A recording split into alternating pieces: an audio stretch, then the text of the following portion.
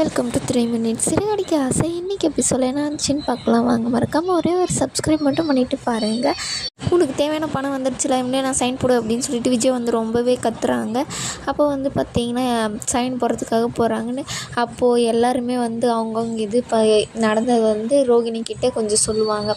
இந்த மாதிரி நம்ம எல்லாருமே ஒன்றா இருந்துங்க, இனிமேலாச்சும் நீங்கள் நல்லா இருக்கணும், நீங்கள் ஒரே ஒரு பொய் சொன்னதுனால தான் இந்த மாதிரியெல்லாம் ஆச்சு, நீங்கள் மனோஜ் வாழ்க்கையும் கெடுத்துட்டீங்க, உங்கள் வாழ்க்கையும் நீங்கள் சேர்ந்து கெடுத்துக்கிட்டீங்க அப்படின்னு சொல்லிட்டு ஒருத்தரும் ஒன்று ஒன்று சொல்கிறாங்க. மீனாவும் பார்த்திங்கன்னா நீங்கள் ரோகிணியாக இல்லாமல் அவங்க பேர் சொல்லி சொல்கிறாங்க. வந்திருந்தீங்கன்னா நீங்கள் ரொம்பவே நல்லா இருந்திருக்கும் அப்படின்னு சொல்லிட்டு எல்லோரும் சொல்லும்போது விஜய் வந்து அவள் என்ன ரிட்டையர் ஆகிற போகிறா இங்கேருந்து வீட்டிலேருந்து, அவளே ஒரு ஃப்ராடு, அவளே டைவர்ஸ் கொடுக்க போகிறா, நீங்கள் என்ன அவகிட்ட பேசிட்டு இருக்கீங்க, மரியாதையாக அவளுக்கு சைன் போட சொல்லுங்கள் அப்படின்னு சொல்லிட்டு அவங்க வந்து சொல்கிறாங்க. அவங்களும் பார்த்திங்கன்னா சைன் போடுறதுக்காக அவங்க கண்ணெல்லாம் கலங்குது. எல்லாரையுமே பார்த்துட்டு எப்படா இது போடுறது, நம்ம வாழ்க்கையே போச்சு அப்படின்ற மாதிரி எல்லாருமே சொல்கிறாங்க. அவங்க ஃப்ரெண்டு இருந்துட்டு சைன் போடு ரோகிணி அப்படின்னு சொல்லிட்டு சொல்லும்போது யோசிக்கிறாங்க. ரொம்பவே யோசித்து எழுந்து நின்று அழுக ஆரம்பிச்சிடுறாங்க. அப்போது சைன் போடும்போது பார்த்திங்கன்னா மயக்கம் வந்துடுது அவங்களுக்கு. மயக்கம் வந்தோடனே கீழே விழுந்துடுறாங்க. அப்புறம் ரோகிணி இவங்க ரோகிணிக்கு தான் மயக்கம் வந்துடுது இல்லையா.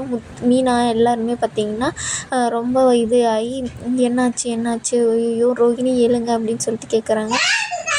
ஏன்னா அவளை வச்சு இது பண்ணிகிட்டு இருக்க, அவளை ஃபஸ்ட்டு எழுப்பு, சைன் போட சொல்லு அப்படின்னு சொல்லிட்டு டைம் ஆகுது அப்படின்றாங்க. விஜயாவும் இருங்க அத்தை என்ன ஆச்சுன்னே தெரியலையே அப்படின்னு சொல்லிட்டு அவங்களும் தண்ணி தொளிச்செல்லாம் எழுப்புறாங்க. எழுப்பவே முடியல அவங்களால. அதுக்கப்புறம் பார்த்திங்கன்னா டாக்டருக்கெல்லாம் ஃபோன் பண்ணி டாக்டரெல்லாம் வர வச்சுறாங்க. அதுக்குள்ளே இவளுக்கு என்ன ஆச்சுன்னு தெரியல, என்ன ஆகும் அப்படின்னு சொல்லிட்டு எல்லாருமே ரொம்ப பதட்டமாக இருக்காங்க. அதுக்கப்புறம் டாக்டரும் வந்து அவங்கள செக் பண்ணிவிட்டு இவங்க ஹஸ்பண்ட் யார் அப்படின்னு சொல்லிட்டு கேட்குறாங்க. இவர் தான் அப்படின்றாங்க. டைவர்ஸே ஆக போகுது, இதுக்கப்புறம் என்ன ஹஸ்பண்ட் ஒன்றும் சைன் போடல இல்லை அப்படின்னு சொல்லிட்டு சொல்கிறாங்க.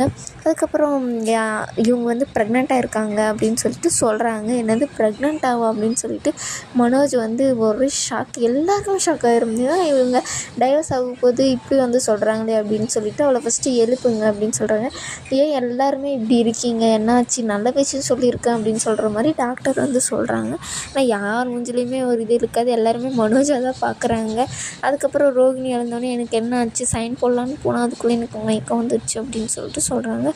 நீ ப்ரெக்னெண்ட்டாக இருக்கமா அப்படின்னு சொல்லிட்டு சொல்கிறாங்க. அவங்களுக்கு ஒரே ஷாக்கு. அதுக்கப்புறம் பார்த்திங்கன்னா விஜய் வந்து சைன் போடு அப்படின்னு சொல்லிட்டு சொல்கிறாங்க. என்னாலலாம் சைன் போட முடியாது அப்படின்னு சொல்லிட்டு ரோகிணியே சொல்லிடுறாங்க. என்ன சைன் போட முடியாது, நீ கேட்ட காசு உன் கண்ணு முன்னாடி தானே இருக்கா, அந்த காசுக்காக தானே ஆசைப்பட்ட, மரியாதையை சைன் போடு அப்படின்றாங்க. நான் இதுக்கு முன்னாடி அப்படி சொன்னேன், ஆனால் இனிமேல் அப்படி நான் சொல்லலை, இது என் மனோஜ் எனக்கு தேவையே தேவை அப்படின்னு சொல்கிறாங்க. இதோட இந்த எபிசோடு முடியுது. மனோஜ் என்ன முடிவு எடுக்க போகிறாருன்னு பார்ப்போம்.